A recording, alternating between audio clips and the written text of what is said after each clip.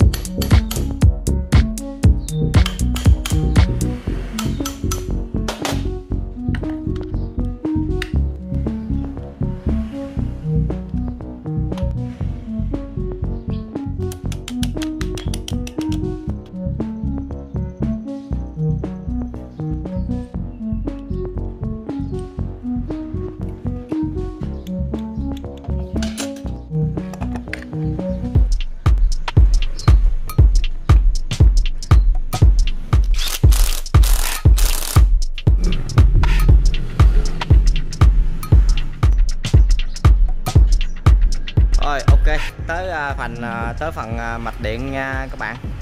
Thì đây là hai cục AC lửa bình này thì cách đấu thì khá là đơn giản. Thì nó chỉ xài là kích nè, mát nè và lửa, thì nó sẽ không xài gì hết nữa. Thì dây đỏ này thì nó nằm đi ra hai cái đường bên đây là dây lửa nha các bạn. Đặc trưng của nó là màu đỏ, còn xanh thì đặc trưng của nó là màu xanh. Cái mát là đặc trưng của nó là màu xanh. Còn dây kích thì đặc trưng của nó là xanh sọc vàng. Thì chúng ta nối cùng với nhau thì cũng giống như hai cục này thì nối vô thành một gì đó. Thì dây mua pin đặc trưng của nó là đen vàng. Thì các bạn sẽ dây mua pin này sẽ cho ra một sợi là ra một cục mua pin sườn. Thì đơn giản là như vậy. Thì chúng ta sẽ bắt vô dây kích nè, chúng ta sẽ bắt vô nguồn điện nè, điện kích thôi, không cần xài điện lửa điện gì hết. Rồi thì mát chúng ta vô mát sườn, rồi mát bình ấy, lửa thì chúng ta vô lửa bình. Rồi ok, đơn giản. Rồi giờ là mình sẽ lắp vô và cho nổ máy luôn nha các bạn.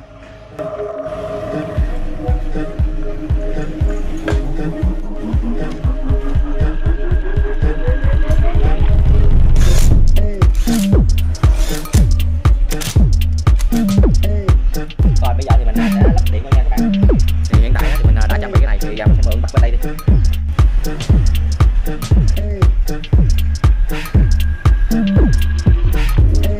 Vô một dây kích thôi, cái gì kia bỏ.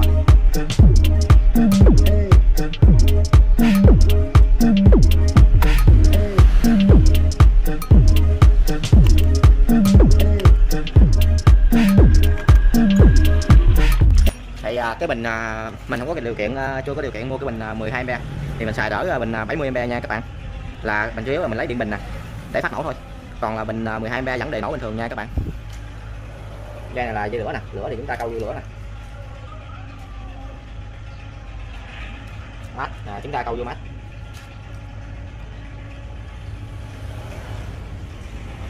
Rồi, thì cái này là mạch điện của mình đã được hoàn thành nha các bạn.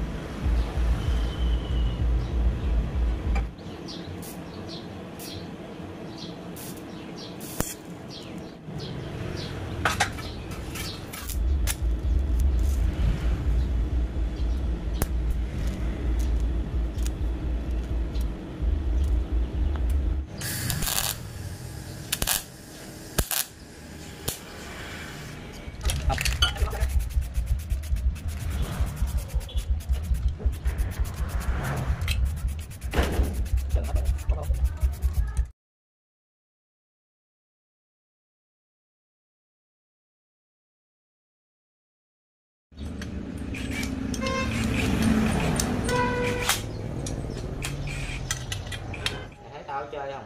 Không chơi. Chơi không ra tiền. Chơi bùa quá.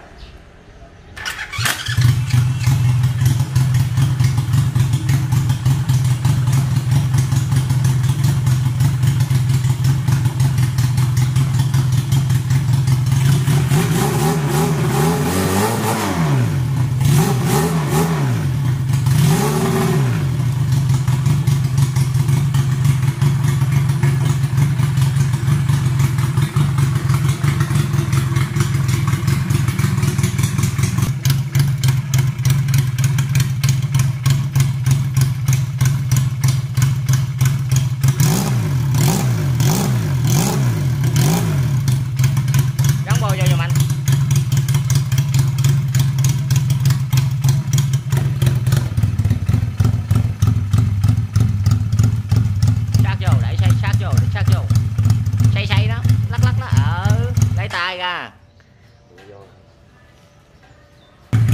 Lên ra đi. Lên ra, móc ra.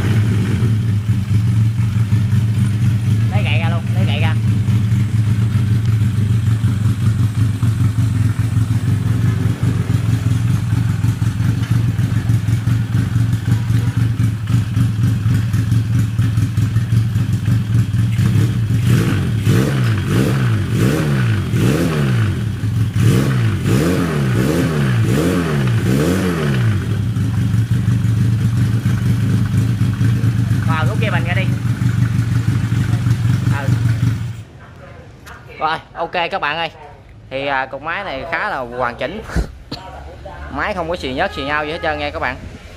Rồi mình sẽ gáp cục máy này lên trên sườn xe nha các bạn, rồi mình sẽ tính tiếp.